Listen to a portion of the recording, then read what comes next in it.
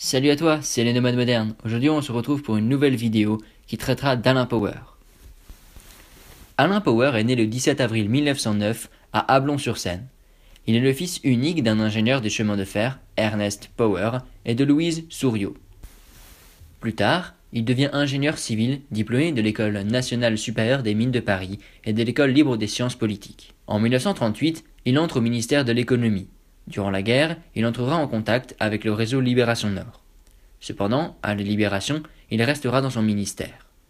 Ce n'est que le 3 octobre 1968 qu'il devient président du Sénat, bien qu'il ne se soit pas porté candidat.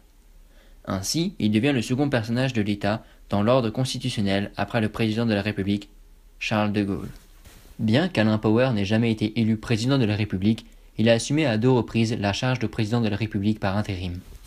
Au printemps 1969, après l'échec du référendum qu'il avait organisé, le président Charles de Gaulle démissionna et Alain Power, qui était le président du Sénat, devint président de la République. Ce remplacement du président de la République par le président du Sénat était une innovation de la Ve République. Auparavant, cette fonction de président par intérim devait être exercée par le président de l'Assemblée nationale. Le changement dans la loi avait eu pour objectif d'éviter qu'un vide ne s'installe à la tête de l'État. En effet, si le président était mort juste après avoir dissous l'Assemblée nationale, un énorme problème se serait posé avec un vide à la tête de l'État.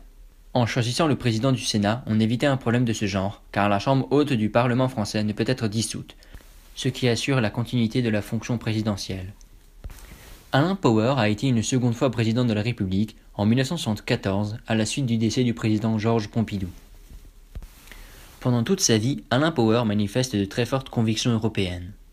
Il profite de son second intérim pour déposer les instruments de ratification de la Convention européenne des droits de l'homme. Il viendra symboliquement en témoigner lors des 25 ans du Conseil de l'Europe en 1974. Si Alain Power a été notre président pour de périodes très courtes, il a par contre été le titulaire du plus long mandat de président du Sénat. Il mourra à 87 ans à Paris le 9 décembre 1996. Voilà, c'est tout pour cette vidéo, j'espère qu'elle vous aura plu. N'hésitez pas à mettre un pouce bleu et à vous abonner à la chaîne.